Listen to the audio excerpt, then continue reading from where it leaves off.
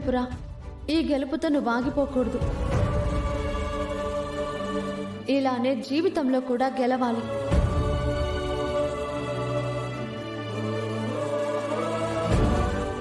నా ఈ గెలుపుకి, ఈ పెర్ఫార్మెన్స్ కి కారణం నా భర్త బాలగారు. బాలగారు,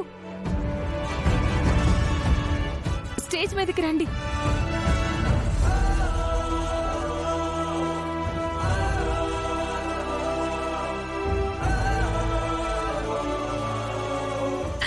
మేమిద్దరం కలిసి ఈ ప్రైజ్ మనీ తీసుకుంటాం.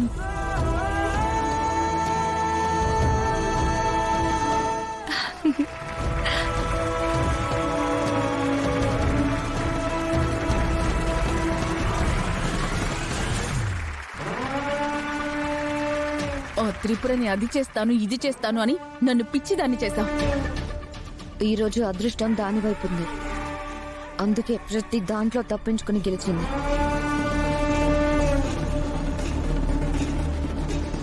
కానీ ప్రతిసారి అదృష్టం దాని వైపు ఉండదు, మన వైపు కూడా ఉంటుంది. ఈసారి ఖచ్చితంగా ఏ ప్లాన్ వేసినా మనమే గెలిచేలాగా చేస్తాను. ఇంకా ఇక్కడ ఏ తల పెట్టుకునిందాం, పద వెళ్దాం.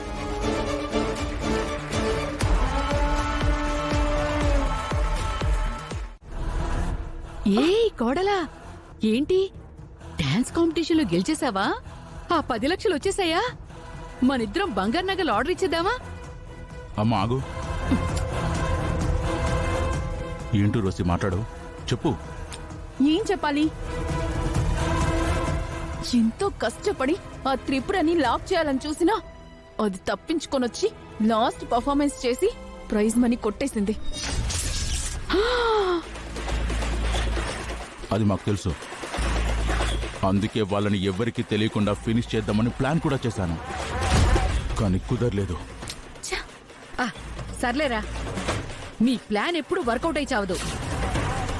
ఇప్పుడు బాల త్రిపుర వాళ్ళిద్దరూ ఇంట్లో వాళ్ళ దృష్టిలో గదిలో ఉన్నట్టే కదా. కానీ వాళ్ళ ప్లేస్లో అనంత గాయత్రిలు ఉన్నారు. ఇప్పుడు వాళ్ళ గురించి మనం ఇంట్లో వాళ్ళందరికీ చెప్పేస్తే వాళ్ళ ప్లేస్ లో వీళ్ళున్నారని ఇప్పుడు తెలిసి ఏం ప్రయోజనం అత్తయ్యా? పిచ్చిదానా, మీ అక్క బయటికెళ్లి డాన్స్ చేసి ఈ కుటుంబం పరువు మొత్తం తీసేస్తుంది. అలాగే ఆ ప్రైజ్ మనీ కోసం డాన్సులు చేయటం, తైతక్కలాడడం మా అత్తగారికి మా అక్కకి అస్సలు నచ్చదే. ముఖ్యంగా ఇలాంటి వాటికి బాలాన్ని తీసుకెళ్లడం బామ్మకు అస్సలు నచ్చదు. అత్తయ్యా, డాన్స్ కాంపిటీషన్ లో నేను ఉన్నాను. మా అక్కే కాదు, నేను కూడా ఇంటి కోడల్నే. మా అక్కతో పాటు ఈ కుటుంబం పరువు తీశానని నన్ను త్రిపురతో పాటు ఎడపెడ వాయిస్తారు.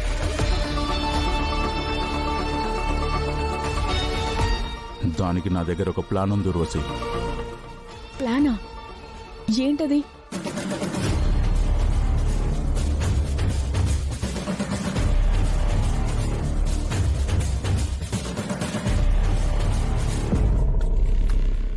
ఇది ప్లాను.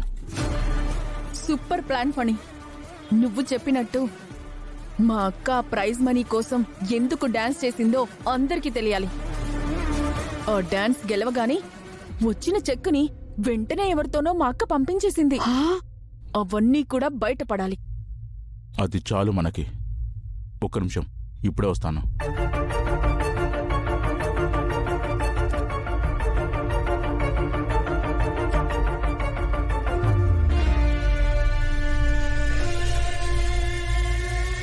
రండి.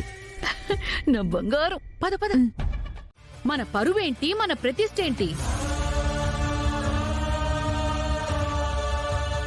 నువ్వు తైతక్కలాడిందే కాకుండా నీ చెల్లెల్ని తీసుకెళ్లి డాన్సులు చేయిస్తావా?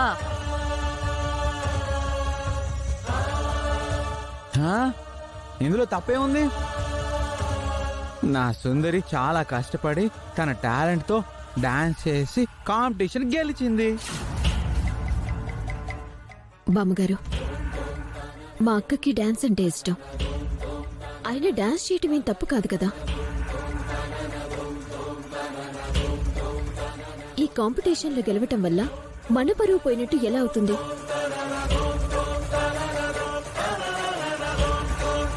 అయినా మా అక్కకి సపోర్ట్గా బావగారు వెళ్ళారు కదా. నువ్వు ఆగమ్మా. కాసేపు ఆగితే ఊర్ల మట్టు వెళ్లి డాన్సులు చేయటం కూడా ఏదో పెద్ద ఘనకార్యాలా చెప్పేలా ఉన్నావు.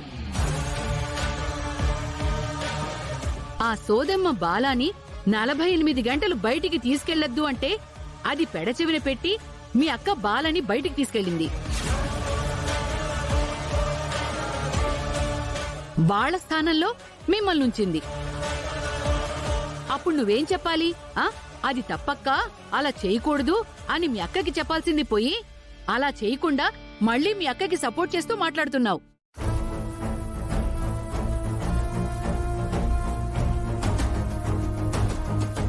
అసలు మీ అక్క డాన్స్ చేయాల్సిన అవసరం ఏమొచ్చింది? ఏమొచ్చిందంట? కాంపిటీషన్లో గెలిస్తే 10 లక్షలు బహుమతి అన్నారు.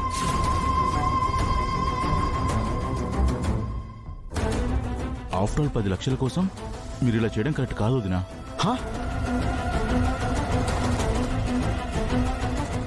సారీ అండి. నేను అప్పటికీ మా అక్కతో ఇలా డాన్స్ లో పార్టిసిపేట్ చేస్తే ఇంట్లో వాళ్ళందరూ ఏమంటారని అన్నాను. కానీ మా అక్కే ఏం కాదని నన్ను ఎంకరేజ్ చేసింది.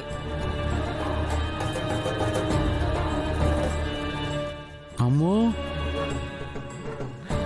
చివరికి తెలిసిందేంటంటే ఇదంతా మా అక్క ప్రైజ్ మనీ 10 లక్షల కోసం చేసిందని ఇప్పుడు అర్థమవుతుంది.